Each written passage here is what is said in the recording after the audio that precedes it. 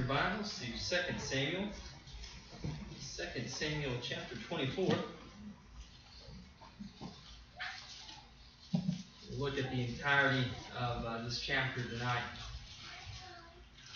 2 Samuel 24.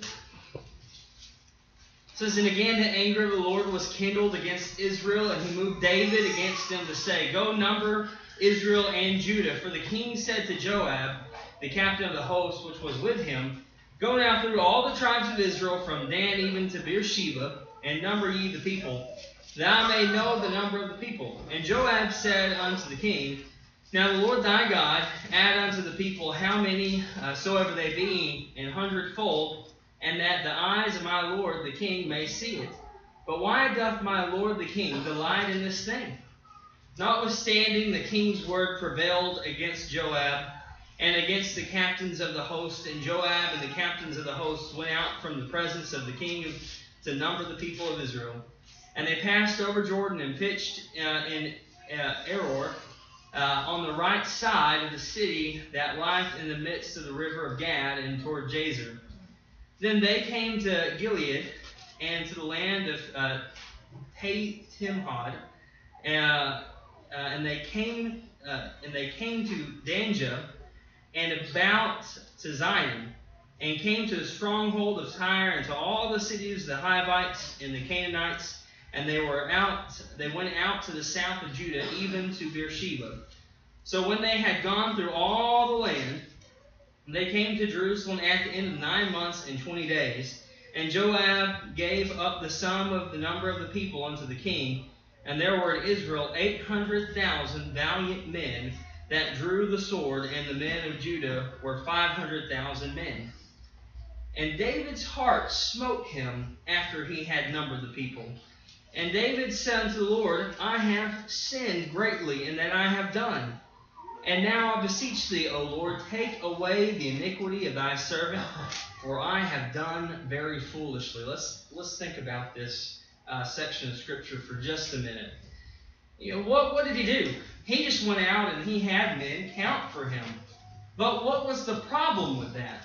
The problem with that was from the very beginning, as they had set things up when they were conquering the lands, what were they to not do? As soon as they had conquered everything, they weren't to number the people. Why is it that you would number people anyway? Well, they went through it to find out how many fighting men that they had. And you numbered people to see the military prowess of yourself against other nations. If you knew about how many people were going to be able to go out to war, you knew whether you could go and meet somebody else. And so that looks like a little thing, right? It looks like a little thing that they went out and they numbered just to see. I mean, it's kind of the same concept as one might have today, is making sure that you were able to do something, right? But see, the problem was at this time that they were really they were under a king, but that king was supposed to be directly under God, and those people were supposed to have all their faith put in God, not the king. And they were supposed to put that into God. And that's why they trust in the Lord. And if they were to go out and fight, they don't need to know how many people that they have. And so then, of course, in verse 10, it says that David's heart smote him after that he had numbered the people. So what do we see immediately? David feels bad. David feels bad that he has done this. And he says what? He says, I've sinned. I've sinned before the Lord, and he said, please take this away from me. I shouldn't have done this. And now that I've done this, he says, I feel horribly bad. He's repenting here. And so let's continue this thought as we go on from verse 11 to verse 17. It says, For when David was up in the morning, the word of the Lord came unto the prophet Gad, David's seer, saying, Go and say unto David, Thus saith the Lord, I offer thee 3 things. Choose thee one of them, that I may do it unto thee. So Gad came to David and told him, and said unto him, Shall 7 years of famine come unto thee in thy land? Or wilt thou flee 3 months before thy enemies while they pursue thee? or that there be 3 days pestilence in the land? Now advise and see what answer I shall return to him that sent me. And David said unto Gad, I am in a great strait. Let us fall now into the hand of the Lord, for his mercies are great, and let me not fall into the hand of a man. So the Lord sent pestilence upon Israel from the morning even to the time appointed. And there died of the people from Dan even to Beersheba 70,000 men. And when the angel stretched out his hand upon Jerusalem to destroy it, the Lord repented him of the evil, and said to the angel that destroyed the people, It is enough. Stay now thy hand. And the angel of the Lord was by the threshing place of Araunah the Jebusite. And David spake unto the Lord when he saw the angel that smote the people, and said, Lo, I have sinned, and I have done wickedly. But these sheep, what have they done? Let thine hand, I pray thee, be against me and against my father's house. So, you look at this, and just as we mentioned this morning, David had some good intentions, didn't he? He had some good intentions. He was taking care of things. He was going to take care of his people. And we see that his good intentions were not taken well, right? He thought, of this being good, but then, of course, immediately realizes what he's done. And that's, of course, why David is a man after God's own heart. He realizes what he's done. And then, of course, Gad comes to him to tell him, you've got a choice here. You have 3 options. There can be famine in the land. You can be on the run for 3 months. Or there can be pestilence for 3 days. And so he says, I'm just going to go ahead and I'm going to give it up to the Lord. I'm going to be in his hand, basically saying, we'll take the pestilence. I don't want to be running from a man. And so we will take that pestilence. And so, of course, as you see this, what happens? Because of David's actions, 70,000 men died. That greatly depleted that number that was given before, right? So 70,000 men died. Now here's the end result of all this. Let's look at this and we'll make some a little bit more application. Verse 18. And Gad came that day to David and said to him, Go up, rear an altar unto the Lord in the threshing floor of Araunah the Jebusite. And David, according to the saying of Gad, went up as the Lord commanded. And Araunah looked and saw the king and his servants coming on toward him. And Araunah went out and bowed himself before the king on his face upon the ground. And Araunah said, Wherefore is my lord the king come to his servant? And David said, To buy the threshing floor of thee, to build an altar unto the Lord, that the plague may be stayed from the people. And Araunah said unto David, Let my lord the king take and offer up what seemeth good unto him. Behold, here be oxen for burnt sacrifice, and threshing instruments, and other instruments of the oxen for wood. All these things did Araunah as a king give unto the king. And Araunah said unto the king, The Lord thy God accept thee. And the king said unto Araunah, Nay, but I will surely buy it of thee at a price. Neither will I offer burnt offerings unto the Lord my God of that which doth cost me nothing. So David bought the threshing floor and the oxen for 50 shekels of silver. And David built there an altar unto the Lord and offered burnt offerings and peace offerings. So the Lord was entreated for the land, and the plague was stayed from Israel. Let's focus there on verse 24. A famous passage, and one that I'm sure many of us have used in talking with people, and specifically, now I've used this in sermons so many times. But what does he say? He says, look, he's going to give them all the things. He said, you need wood, you can take all the instruments that we use for the oxen, and you can use those for wood. I'll give you the sacrifice. I'll give you the land. Whatever you need, you can have. And what does David then say? How can I offer this sacrifice up to the Lord of that which cost me nothing. At what point do you think he realized that? Look, it was a very kind gesture, right?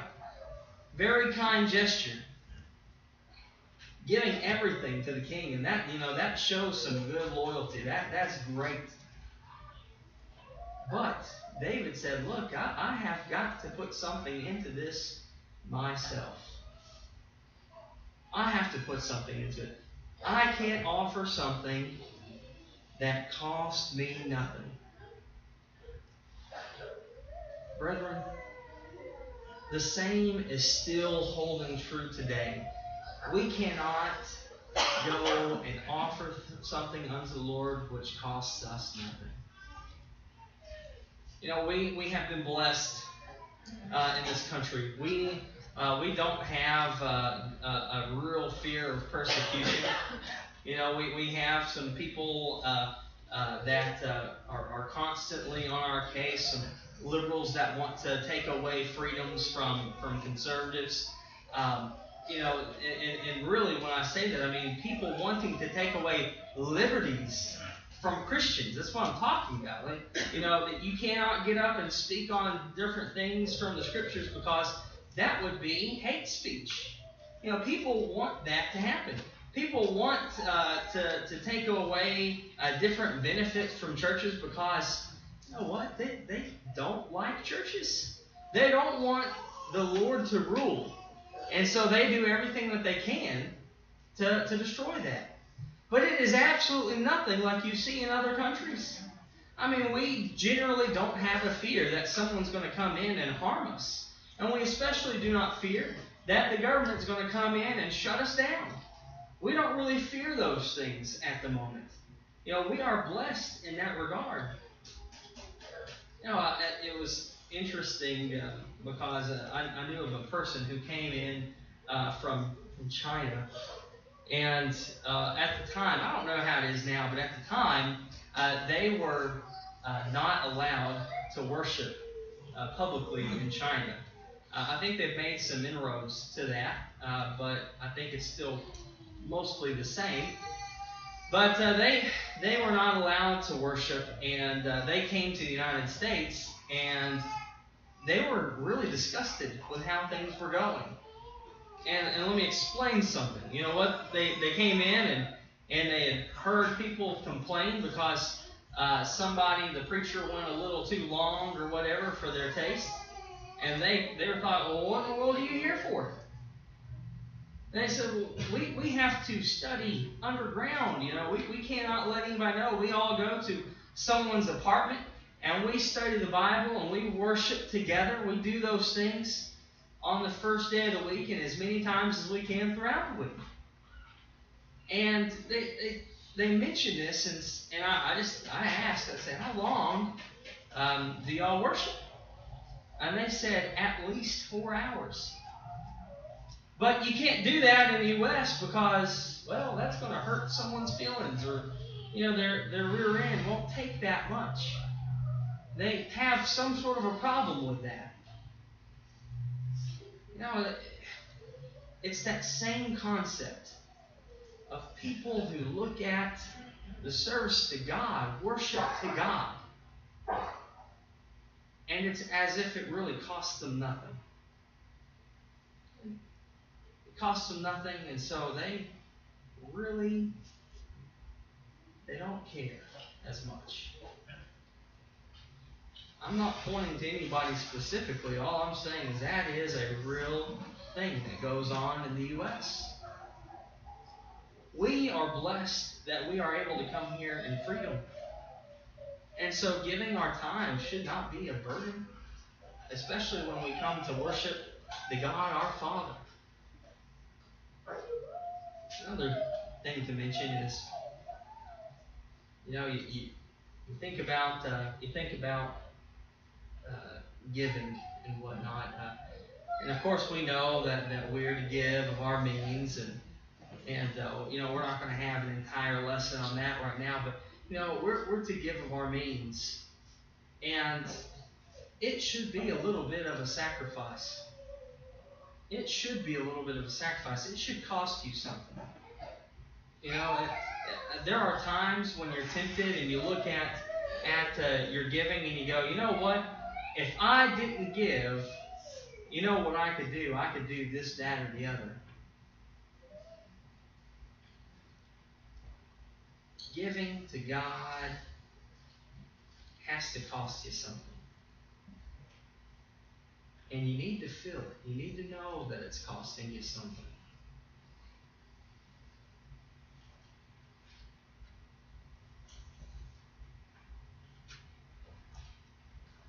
Another thing that we need to mention is it's just a simple thing here of attendance. Hebrews 10, 24 and 25, you know that it's an encouragement to be here. It really, and I'll tell you, most of the time I think about that. That just shows where your heart is, if anything. It shows exactly where your heart is. People make up all sorts of excuses as to why that they cannot come and worship God. You can make up all the excuses that you want to. But ultimately, worshiping God should cost you something. Time. Maybe money and the travel that you have to do. I know of places, I've heard of brethren having to drive 3 and 4 hours just to be with other brethren, because there aren't any sound congregations within a shorter distance than that. And here, I live 8 minutes from the church building. Brethren, worshiping God should cost us something. Because it's just like the sacrifice. The sacrifice was giving worship to God. And worship should cost us something. Being a Christian, I've heard so many times people say, "Oh yeah, being a Christian, that's easy." I've heard that. Like when I was growing up, I heard people saying, let's see, it's easier to be a Christian than anything else. I think that statement's true. But the impression given at a young age was that, hey, it's pretty easy to be a Christian. You can do that. It's not easy to be a Christian at all. It costs you something to be a Christian. It costs you friends. It costs you family. It costs you status sometimes.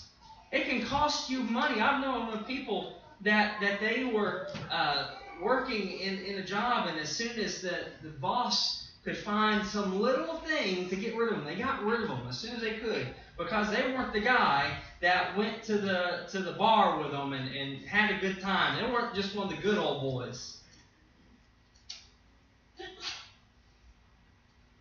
Being a Christian should cost us something.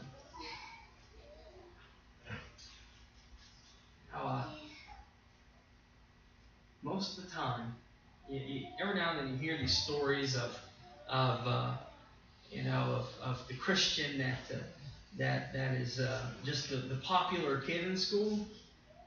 Man, that rarely happens. I don't really know of a time that has actually happened when that person was sound. I knew of a kid that in high school he was fairly well accepted. But once he started looking into Christianity, once he started studying the Bible, guess what happened to all of his friends? All of his friends went away. There is a cost to being a Christian. And if there isn't a cost in the things that we've discussed tonight, you're probably not doing it right. How can we give anything to the Lord which costs us nothing?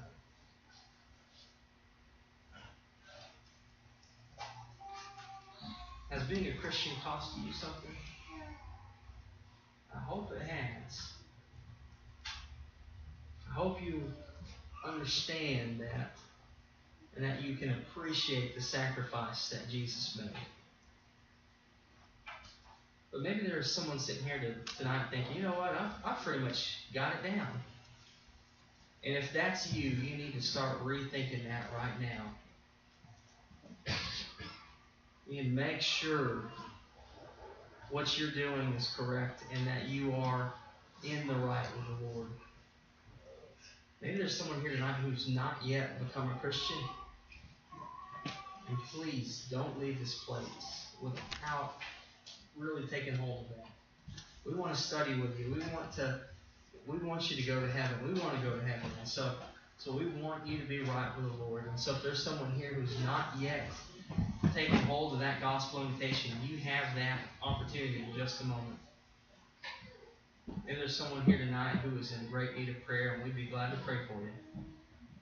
If there's anybody here that needs to respond to the invitation, please come as we stand, as we sing.